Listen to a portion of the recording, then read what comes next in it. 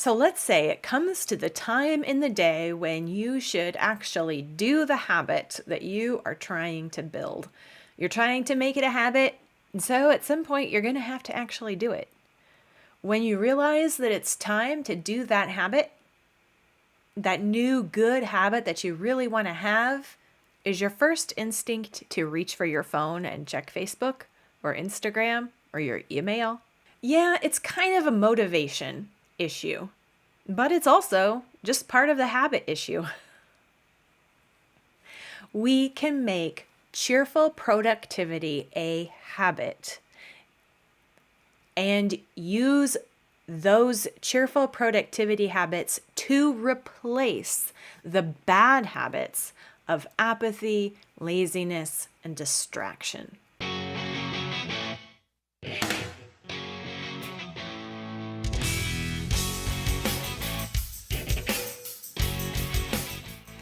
I know it's not January anymore. It doesn't seem like the right kind of year to make a new habit plan or turn over a new leaf and start a whole new lifestyle, a whole new set of habits. But even though it's not the new year anymore, it is not too late to start a new plan, to start replacing bad habits with good habits.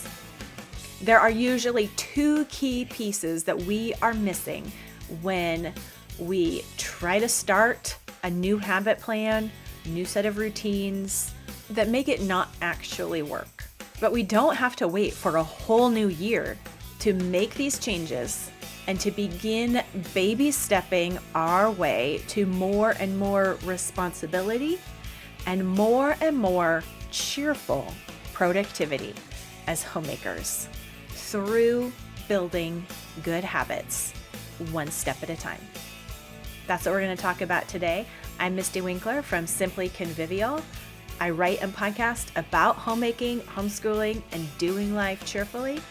And all of that starts with our habits. So let's dig in.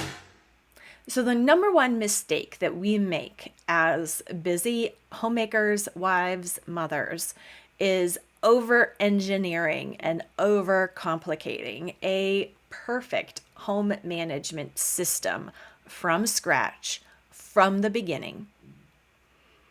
And then thinking that we are just too unmotivated, too lazy to actually stick with the thing that we need to do.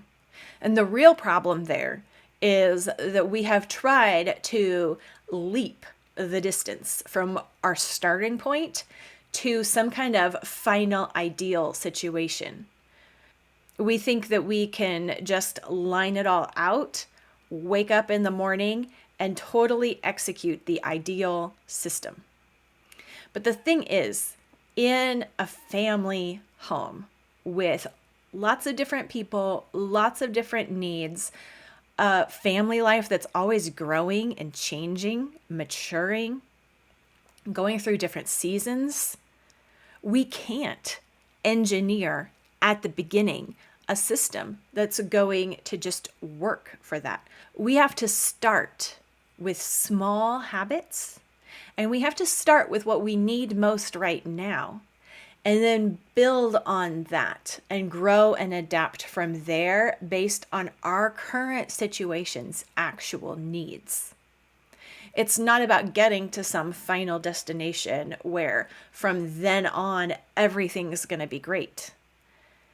Our whole lives are going to be about maturing, changing, growing, adapting.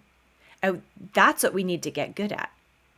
We can build the habit of assessing our day and not saying, oh, it was a total failure. I didn't do at all what I was supposed to do. And saying instead, well, that didn't work the way I expected it to. What did I expect? Why didn't it work? What should we do different tomorrow? Not what should we do differently from here on out so that everything works just right. But what's one thing I could do tomorrow to improve things? We can approach our lives and even our habits as scientists, as each little individual experiments that we run and learn from.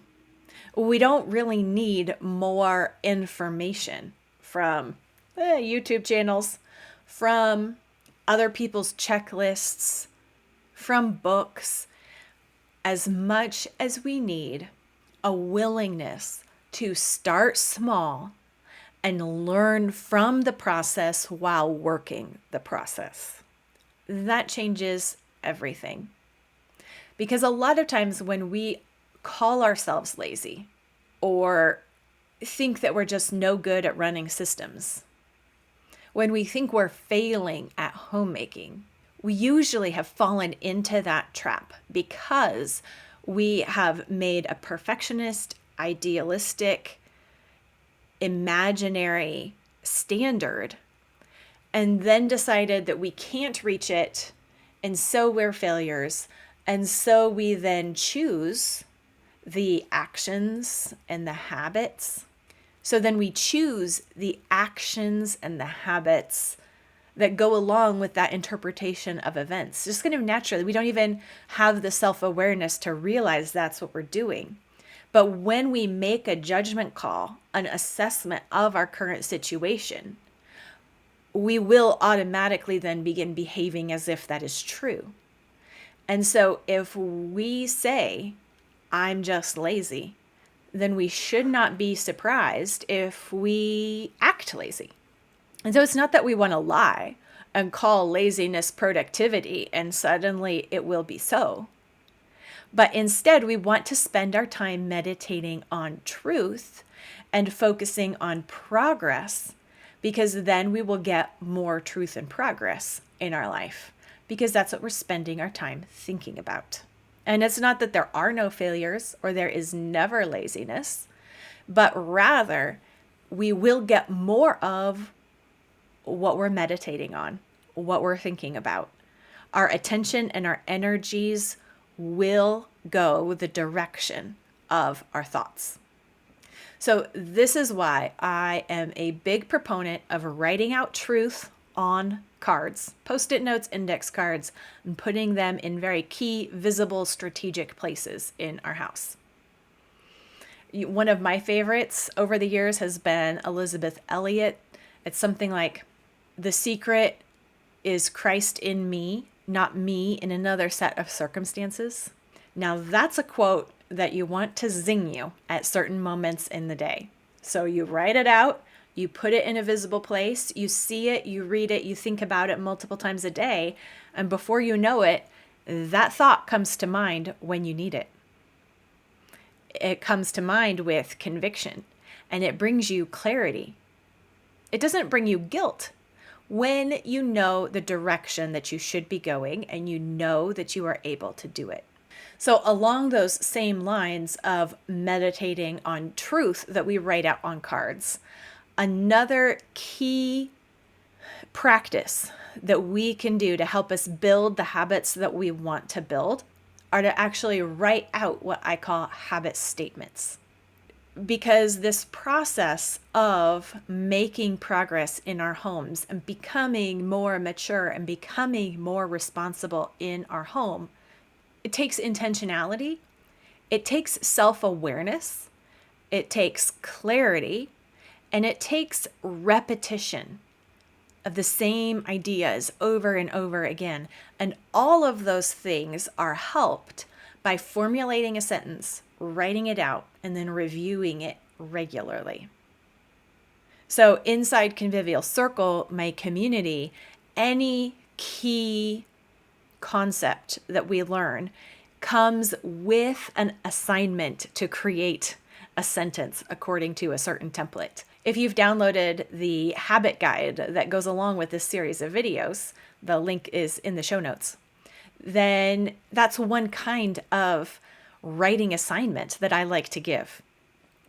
Because writing a sentence in a formula helps us distill our thoughts, bring them to a place where we can focus on them and really examine them and think about them rather than just letting them swirl in our head and stay vague and obscure and not really commit to the process of change. We make it concrete and actionable, clear and specific when we put words together in a very particular way. And then we also give ourselves a shortcut reminder. So we don't need to remember at a key moment because it's written down. It's in a place that we can grab and look at and see, even if our minds don't necessarily remember.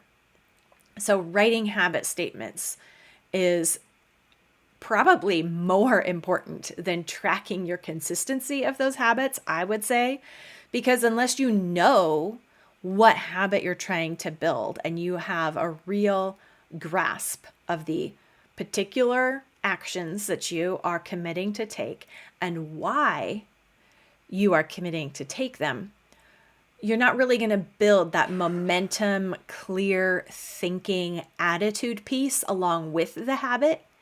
You're thinking of the habit as more this exterior thing that's going to fix your situation. But the habit statement applies our attitude to that habit and helps us make over our attitude as well as the habit. And that makes all the difference. So there's a free guide in the show notes that will walk you through the process of writing a habit statement that works. And then it also has a checklist for you to keep track of your progress in building that habit. So you definitely want to check that out below. It's totally free. But if you need more support, more encouragement, more feedback, if you need the kind of motivation that comes from being a part of a community, pulling together, working on the same things, and encouraging one another along the way, then Convivial Circle is for you.